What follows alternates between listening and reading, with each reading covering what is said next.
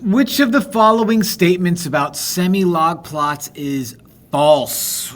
Semi-log plots are just awful.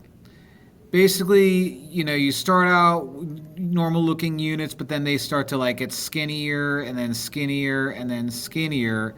And then you kind of start over again. And then you have all that space. And it gets skinnier and skinnier and skinnier. And then you start over again. All that space and skinnier and blah, blah, blah. It's just bad.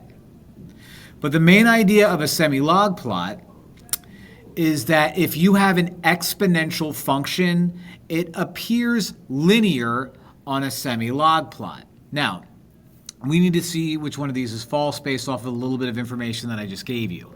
A semi-log plot has one axis on a logarithmic scale and the other axis on a linear scale, and that's what I tried to show here. I tried to show the logarithmic part where it gets skinnier and then repeats every base 10, and over here would be 1, 2, 3, 4. So this is exactly what a semi-log plot would look like if I had artistic ability at all.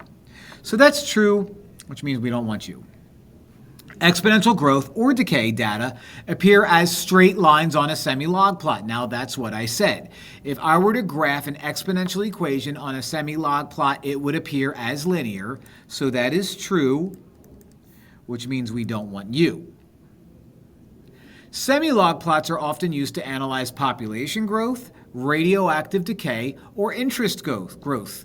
These are all exponential functions. So sure, you're true, which means you're not the one that I want. Now D must be the false statement, so let's see. Semi-log plots are used to make quadratic functions appear as straight lines. Well, that doesn't make any sense. So that's my false guy. All right, so weird multiple choice problem about semi-log plots, but there it is.